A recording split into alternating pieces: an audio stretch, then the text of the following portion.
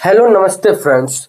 तो हम आज बात करेंगे कि अध्याय एक मध्यकालीन अध्याय एक के बारे में।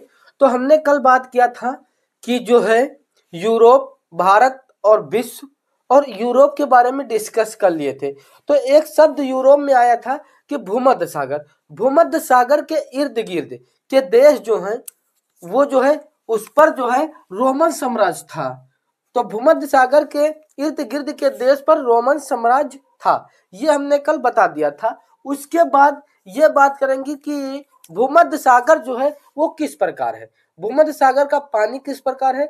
तो भूमध्य सागर क्या है? भूमध्य सागर एक खारा समुद्र है, नमकीन समुद्र है, जो अंटार्कटिका महासागर से जो है जिब्राल्टर डमरू जलमार्ग द्वारा जुड़ा है, या जिब्राल्टर जल डमरू मार्ग द्वारा जुड़ा है। तो यह जल डमरू मार्ग क्या है? जिब्राल्टर जल डमरू मार्ग क्या है? चलिए भूमध्य सागर के बारे में थोड़ा डिस्कस कर लेते हैं कि भूमध्य सागर क्या है, ये किस प्रकार जुड़ा है। चलिए, तो भूमध्य सागर की कुछ खास बातें ध्यान कर लीजिए।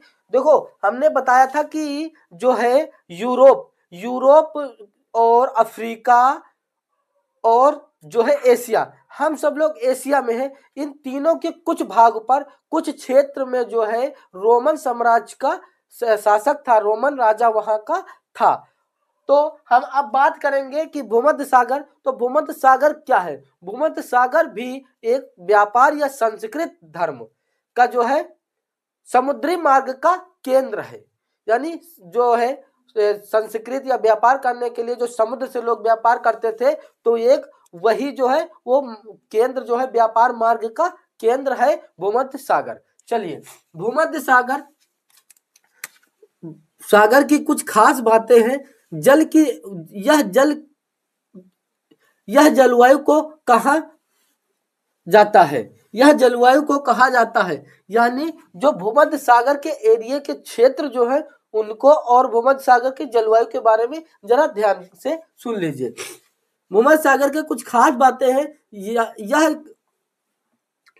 यह की जलवायु को कहा जाता है कि ये गर्म व शुष्क गर्मी और हल्की बारिश वाली सर्दियां हैं। यानी यहाँ गर्मी बहुत होती है, पर रेत की तरह पसीना सूख जाता है। शुष्क गर्मी होती है, हवा चलती है और पसीना सूख जाता है, और गर्मी बहुत होती है। जलवायु को कहा जाता है, यानी भूमध्य सागर की जलवायु के पास। दूसरा क्या है? दुनिया की सबसे पुरानी सभ्यता मिस्र, ग्रीक, रोमन यही के आसपास फले फूले। यानी रोमन साम्राज्य और ग्रीक ये सब जो है इसी के आसपास से फूले, भूमध्य सागर के आसपास से फूले। इतनी बात समझ में। व्यापार और संस्कृत धर्म, अभी हमने बात किया हूं बेटा, व्यापार, बिजनेस और संस्कृत धर्म समुद्री मार्गों का सबसे बड़ा केंद्र रहा है। ये जो भूमध्य सागर है ये सांस्कृतिक धर्म और व्यापार का बहुत बड़ा केंद्र रहा है। जैसे आपका जो है केंद्र, अगर कानून राजनीति केंद्र जो है दिल्ली में है, उसी प्रकार व्यापार का केंद्र ये किसको कहते हैं? भूमध्य सागर को कहते हैं। इतनी बात समझ में आ गई। चलिए अब बात करें जिब्राल्टर क्या है। हमने बात किया हूं जिब्राल्टर जल डमरू मार्ग क्या है। हमने बात किया था कि भूमध्य सागर एक खारा समुद्र है जिसमें जल डमरू मार्ग द्वारा अंटार्कटिका महासागर से जुड़ा है। अटलांटिका महासागर से जुड़ा है। किससे जुड़ा है? अटलांटिका महासागर से जुड़ा है, जल यानी जिब्राल्टर जल डमरू मार्ग के द्वारा। अब ये जल डमरू मार्ग क्या है? चलिए, जैसे दो खेतों के बीच एक पतली पगडंडी होती है, यह हमने समझने के लिए लिखा। जैसे दो खेतों के बीच एक पतली पगडंडी होती है, पैदल चलने वाली एक डंडी होती है, एक सड़क होती है, वहां से लोग इस पार से उस पार जाते हैं। वहां पे लोग इस पार से, जैसे खेत है, खेत के इस पार से इस पार लोग या जानवर जाते हैं, एक तरफ से दूसरी तरफ जाते हैं। ठीक वैसे ही यूरोप और अफ्रीका, सुन लीजिए, ये भूमध्य सागर के जो है चारों तरफ अफ्रीका, यूरोप और एशिया है। एशिया में भारत है, हम सब लोग हैं। तो यह ध्यान दीजिए कि ये जो है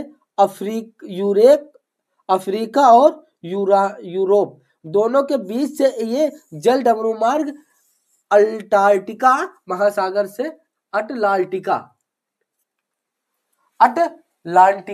महासागर से जुड़ा है। किस महासागर से?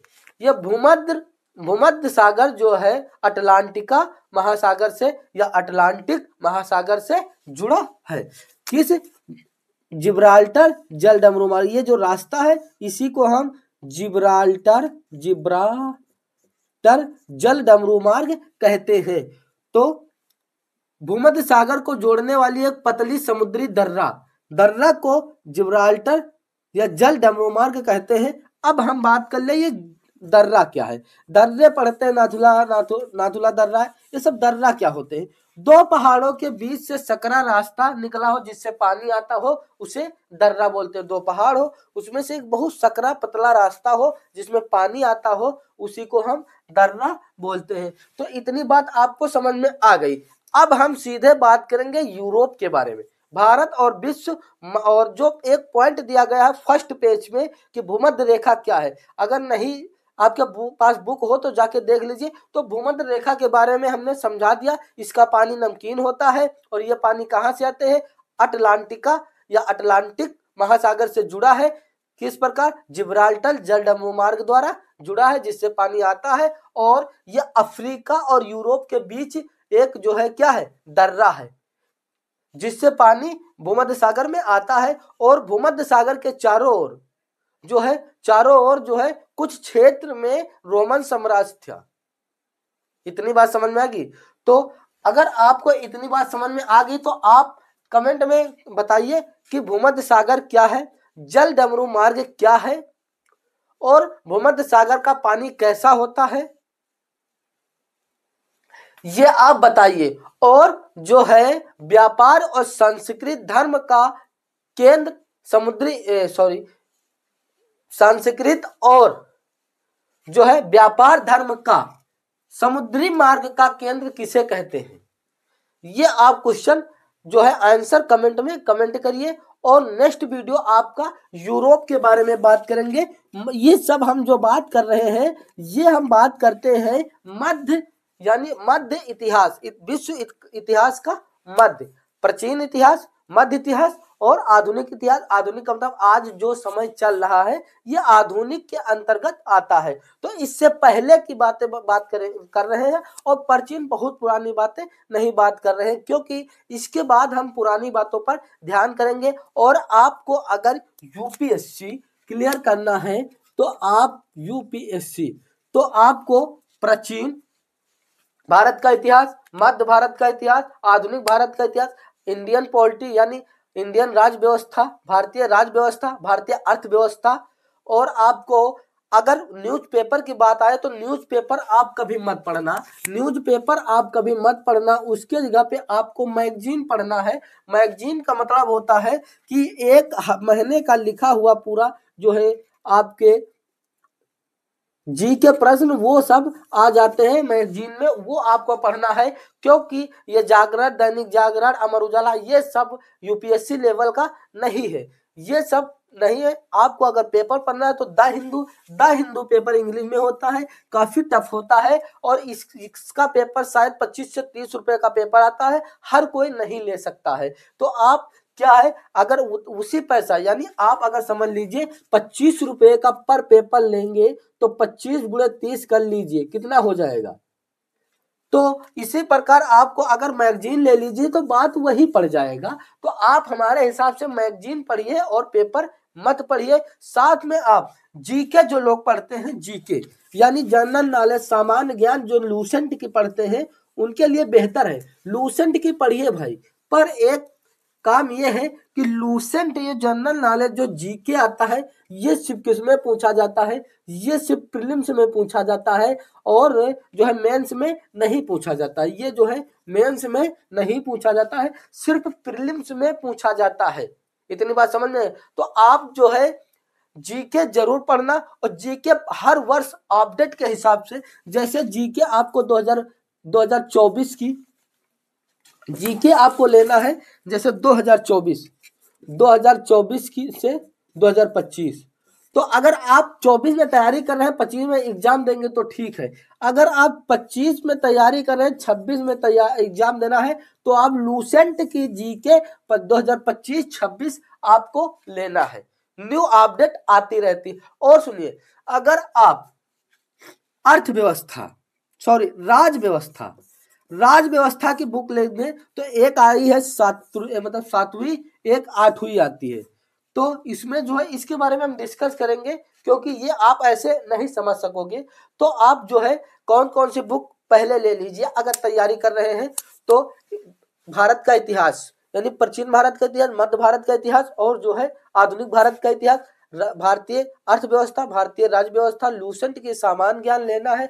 और आपको एस्से के लिए ले लेना है, निबंध के लिए बुक ले लेना है। उससे ये आपको करना है कि कैसे किस प्रकार के निबंध पूछे जाते हैं, ये सब आपको देखना है। पर जरूरी नहीं है कि उसी निबंध में से प्रश्न आए या निबंध उसी बुक से आए, पर आपको ये करना है कि पहले प्रस्तावना लिखना, कैसे लिखना, ये सब आपको डिस्कस करना पड़ेगा। और आप ज्यादा रटने की कोशिश ना करें, और बेहतर पढ़िए, पर इतना बेहतर पढ़िए कि दोबारा जो है एक बार 7 दिन इतनी बेहतर से पढ़िए कि 7 दिन तक हल्का हल्का भूलने लगे।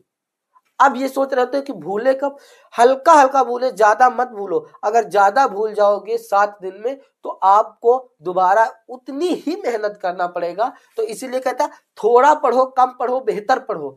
और जो है 7 दिन के बाद आपको संडे के दिन आपको इसको पूरा रिवाइज जरूर करना, जो पढ़ा एक बार नजर। इस तरह आप बराबर पढ़ते रहिए। देखे कौन कहता है कि लोग भूल जाते हैं।